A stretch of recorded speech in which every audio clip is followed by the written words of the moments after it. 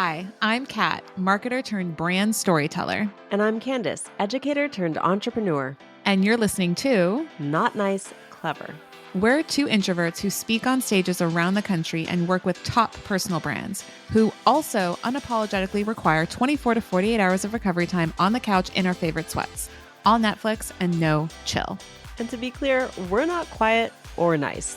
Together, we're redefining what it means to be an introvert who means business. It's time to show up and show off. Are you in? In today's episode of Not Nice Clever, we are talking about the power of being unreasonable in business. And if you are newer to the Clever crew, or even if you've been around for a while, friendly reminder that your girl Kat has deep roots and current connections and relationships in the field of hospitality. First job was working as a bus girl when I was in high school. I've done cocktail serving, bar back, bartended, if you could count making a Jack and Coke and cracking beers at a dive bar in Portland, Oregon as bartending. And y'all know my other half, Will, is a chef as well, specializing in Japanese cuisine. So, needless to say, we love hospitality here at Not Nice Clever, and we love even more talking about how to apply ethoses that are so successful in other businesses to our business. And so today we're doing something a little different. We're making it up. We're calling an audible. We're going to be remixing one of my favorite recent reads. It's called Unreasonable Hospitality by Will Guidara. And we're going to be taking you through the key points and how we see it as being really useful and helpful in the areas of everything that we talk about. This is not permission to skip reading the book. You should still go download that book and read it. Candace, actually, has it arrived for you yet, Candace? I was just going to Love say, it. I ordered it. It is coming, I think, tomorrow, so we are good. Amazing. I love to Google things, and I definitely went down the rabbit hole and read a lot of clip notes and key points, and I'm so excited to actually read the full book and have this conversation with you today, because it's so important to look beyond your own industry, inspiration, and for best practices, because if they worked in that industry, there's likely some way that they can work in your own. I love operating with frameworks. That makes me feel confident when I have a framework replicate over again and kind of save me that time. Maybe put my own spin on it. Makes me feel good. We love that. So let's dive in. First key takeaway that we want to share, and I love this one, especially with my background in hospitality, it is that hospitality is for everyone, not just restaurants, which is so important because I think when we had, not I think, I know, I remember when we had Coin, the magnificent CTO and human being that he is, on a guest episode earlier this year, he was talking about the power of words and the origin of words. And he mentioned hospitality. He's like, why do we have the word hospital in hospitality? Because the essence of it is taking care of people and not just giving them food or providing service, but like to the point where you're truly nourishing them. Like hospitals are essential in society. I don't know if y'all like know that, but they are. And so I love this spin. Candace, how do you see like this applying to like the clients that we work with? It's really taking into consideration your customer journey, understanding key points along the way, and also understanding client experience, how it's perceived, because it's very different than maybe team is having one experience with the project, but my client is having another experience with the project. And I need to know at which inflection points those feelings might come up, so I am able to best care for the client and maybe talk them off the ledge and be like, hey, at this point, or prepare them ahead of time. Hey, at this point, things feel a little bit messy. That's normal. We get to that messy point, I can say, hey, remember when we talked about it getting a little messy? This is that feeling right now. Yeah. And that just makes people feel like they are well cared for, because what to expect. I've done this so many times that these are all common things I see over and over again. And if I can communicate that with them and they know they can ask me for whatever it is they need at that moment, even if it's just a talk off the ledge, I can do that. Yeah. I love using it. And I think of all the different roles that I've had in hospitality, being a host or a maitre d' is probably one of my favorite because I look at that as, and for those of you who like don't know, maitre d' is kind of like the lead kind of host. So it's you walk into a restaurant and the host and that host stand is like the first impression you see. It's the first thing, the smile, how you're dressed, their first impression of the interior of the restaurant. It sets the tone for their entire experience. It's the first thing they remember. And if you start high or you start low, that dictates how the rest of the experience is going to go. And I love what I've learned working that role because I think I see it now, like when I'm working with new clients, or even Candace, when you and I do workshops on stage, one of the questions, one of the many questions we ask before we even get there is, tell us about the audience. Where are they at? What is their background? What are their expectations? What are they going to be thinking that they're walking into so that we can most closely align those expectations with the experience we want to provide and the results and value we want to deliver? Because it's not about us on stage. We're just the conduit. Like we're just the one delivering it. And so I think remembering that it's, even though like we talk about personal branding and we preach it and like Candace is the face of hers and I'm the face of mine and we are the face of Not Nice Clever, we're just the conduits, the vehicles with which to connect with people and to help people. That's hospitality. It's about understanding people's needs Mm-hmm. and then communicating with them are. Yeah. Simple. I mean, not simple. There's a whole book and a whole ethos about it, but like we're trying to help you guys chip away at it here together. Okay. Next up. Set lofty goals and bring your audience along with you. Like have a community oriented mindset. And one of the questions that I saw when I was, doing my Googling Mm-hmm. is asking yourself, what would you attempt to do if you knew you couldn't fail? Ooh, I know, I fun know. It's such a good question. question. And it's that big, scary thing to say aloud. Mm-hmm. But when you say that big, scary thing, people are in awe of it often. Mm-hmm. And because they are in awe, there's like an excitement about it. Yeah. And if you have lofty goals that people around you, your partners, your team don't know about, how could you ever get them to rally if you're not communicating? Yeah. Success doesn't happen in a silo, guys. And I think one of the other favorite leadership quotes I have, whatever you may feel about him personally as a human, a husband, a father, a man, but Steve Jobs had said that if you are really excited about something that you're working on, you do not have to be pushed to do anything. The vision will pull you. And look at what the fuck Apple has accomplished. We Mm. still love our Android Clever crew because Will's also an Android Do we? user. I We don't know. do. Candace Is Dom doesn't. an iPhone user? Oh, yeah. Oh, I could never. Are we you got to kidding? work on Will. Be serious. Yeah, we got like 50 years, so we have time, but still. But yes, the vision, right? It'll pull you in together.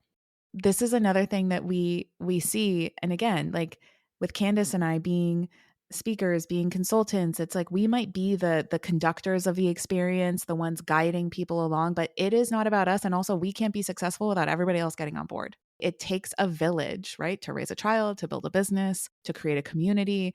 Like that shit hasn't changed in the advent of digital. Like we're still all humans in business with other humans, and you can definitely be successful solo, but you can be so much more successful and also like not alone and questioning your humanity if you just like go farther together with other people, right? So right.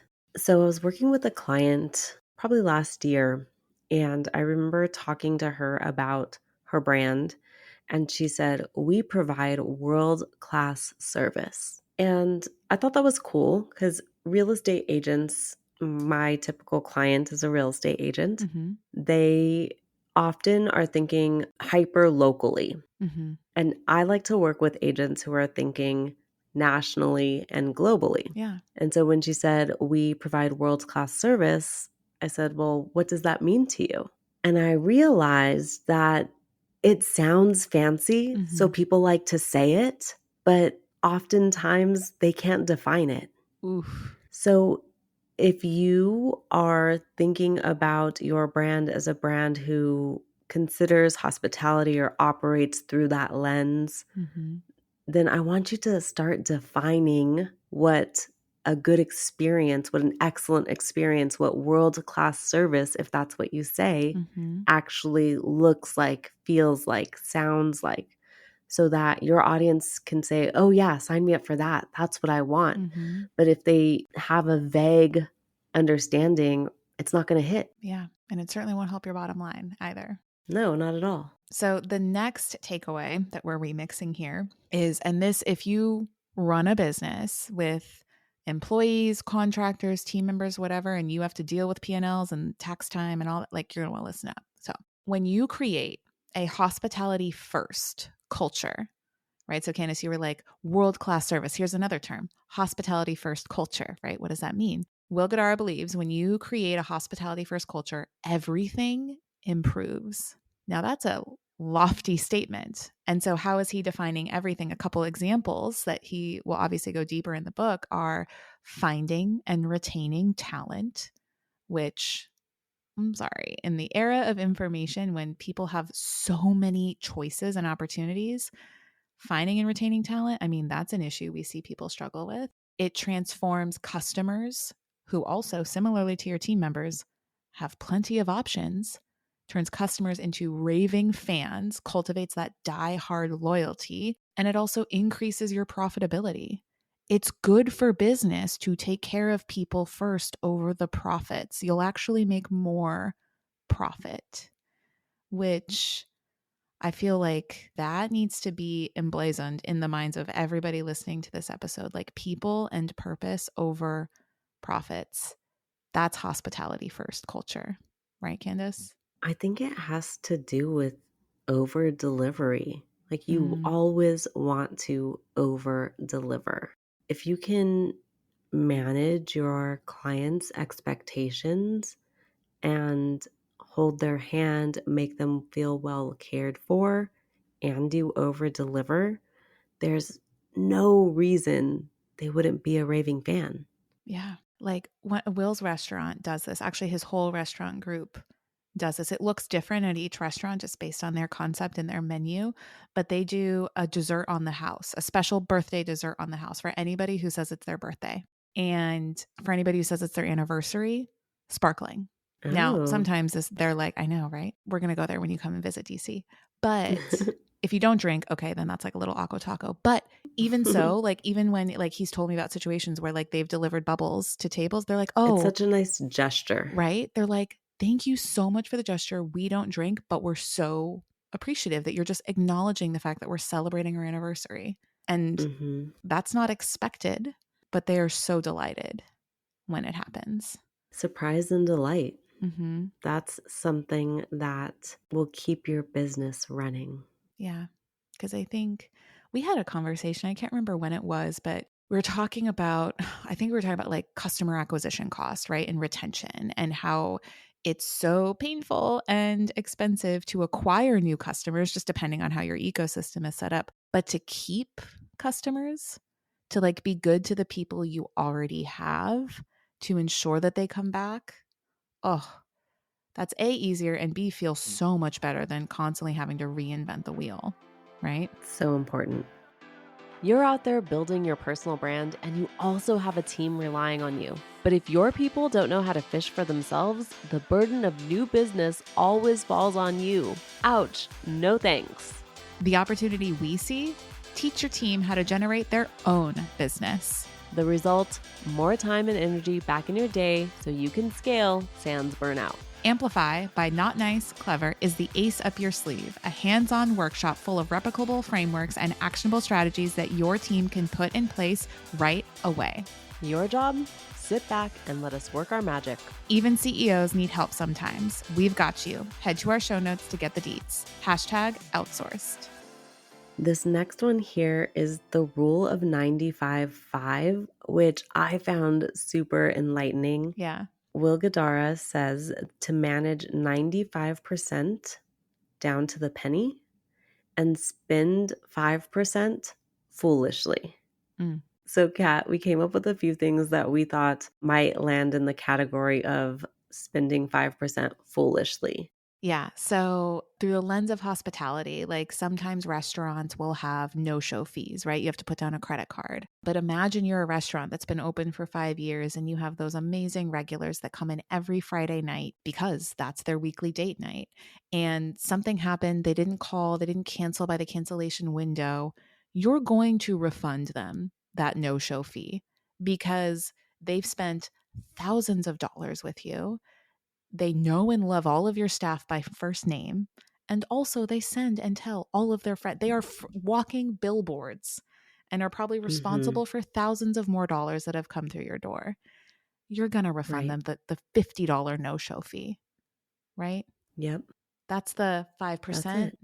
It's on us. Don't worry about it. Candace, how would you apply this like to somebody who's in another service-based business? Like how could they be the 5% fun, foolish money? Like what would you spend it on in business? Yeah, I mean, I do little things like if you purchase a brand package with me, I'm going to throw in your business card design and I don't even tell you about it till after when Mm, everything is over. I'm going to say, "Hey, my team's going to go ahead and design a business card for you and we're going to send it your way." And then we send it their way and then they're always so happy. They're like, "Oh, one less thing that I have to be responsible for. Like Candace took care of it." Or we now include launch graphics for our clients. So previously, when they got their designs, they would be excited about sharing, but then feel taxed when it came to like going in Canva and making something for themselves to share. And mhm, so we just take that off their plate. Like, hey, no worries. We're going to create launch graphics for you. You don't even have to worry about that.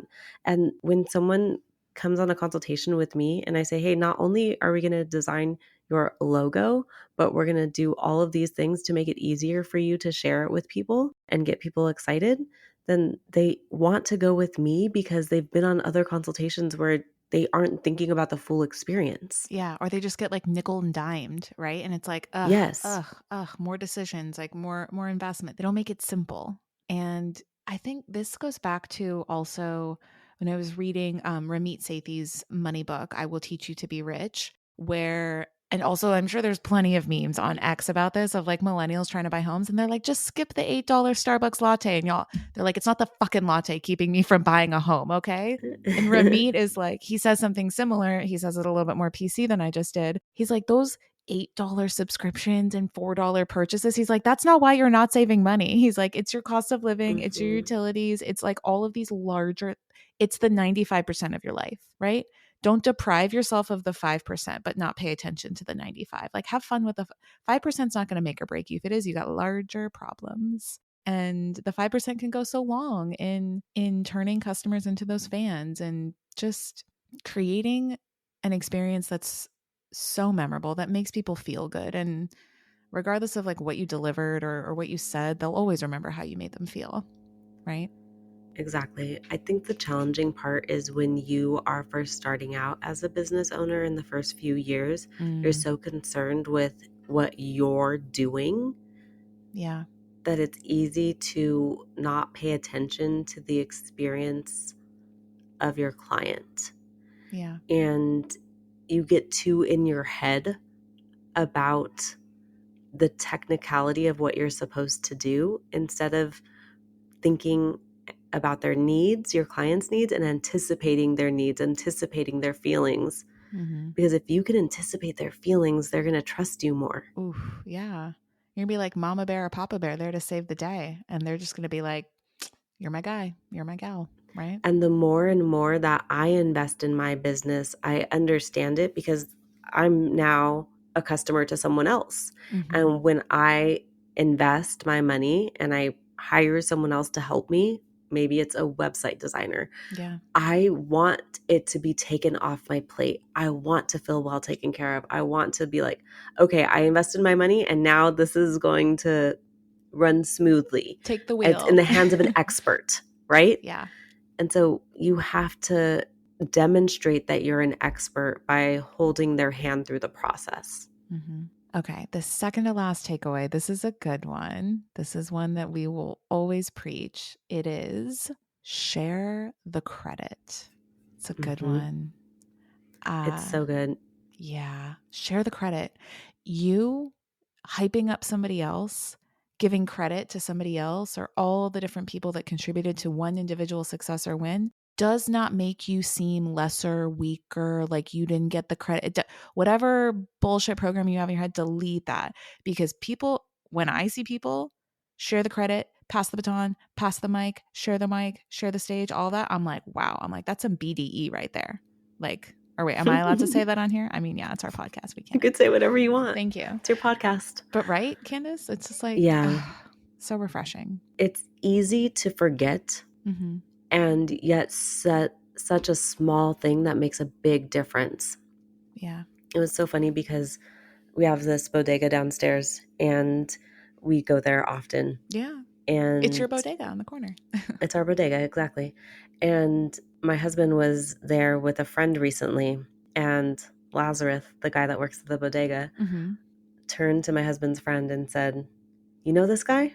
Pointed to Dom. He's like, "Yeah." He's like, "He's a good one to know." Just like that. That's all he said. He's a good one to know. And Ryan, Dom's friend, was like, "Dang, like people know you like that in the city?" He's like, "Well, I live here." And it made Dom feel good that Lazarus said that, because they just have small talk every time, right? But it's just a little tiny thing that just in Dom's mind stood out, in Ryan's mind stood out. And Dom and I were both like, we need to say stuff like that about the people in our world more often, because for some reason it's sticky and it sticks and it makes you feel good. Yeah. And there's 10 or 20 people I could do that for easily. And maybe I'm not doing it enough. Yeah. I think one way I love to do that in a very indirect way that's easy. So like if somebody listening, you can like totally steal this from me, where I am giving credit or complimenting somebody or just wanting to make them feel included or in the loop or up to date without having to like stop what I'm doing, look them up, give them a call, shoot a text, like get out of my flow. I love a good random surprise and delight like BCC on an email. Like if I am bragging about you, right? Or if I'm like, hey, this is something I need you to have a heads up on because they're going to be reaching out to you because I was singing your, like the power of the BCC. That's so easy. Right? Yeah, I love that. And when I talk to my clients about content, I often tell people to like edify in public. And so one really easy way to do that is, hey, if I go to a podcast conference and I see you, Kat, and I take a picture because I love your podcast, I'm going to post that. I'm going to tag you. I'm going to say why it's amazing. Yeah. And now you're always going to remember that. Yeah. And now one day if I have a question, it's not going to be weird for me to slide into your DMs. No. And so little things like that where you can share the credit, publicly thank someone, it's going to go a long way in your relationship building. Yeah. I was on with a client and she was talking about how she refers to this as emotional currency, and that you're building up emotional currency with this person. You're letting them know that you're going to take care of them, that you give a shit, that you know the names of their kids. About them. Yeah. That's all we ever fucking want. You guys, we're all talking about like, how do you have an edge in business? How do you beat out the competition? How do you win this project? How do you get that? It's like, give a shit about the person.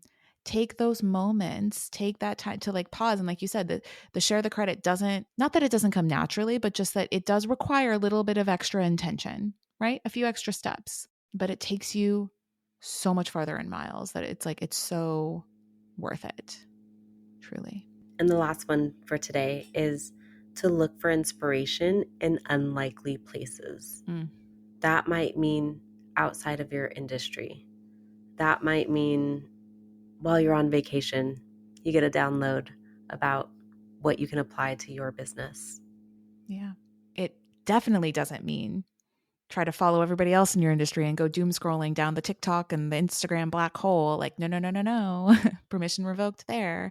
It means like zoom out, get creative, like get out of your current habits and seek inspiration in others. So to recap, as I'm sure you're listening, you are already downloading the audiobook for Unreasonable Hospitality. Takeaways from Will Guidara: hospitality is for everyone. Set lofty goals and bring people with you. Create a hospitality first culture. The rule of 95-5. Share the credit and look for inspiration in unlikely places. Candace, are there any last sage words of wisdom you want to impart upon our clever crew here? Let's let Will do the talking.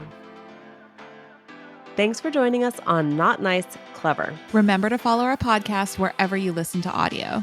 And if you found today's episode valuable, please share it with your friends. No gatekeeping here. Remember, we love to see our clever crew grow. Signing off, you're not so nice, but oh so clever besties that mean business. See you soon.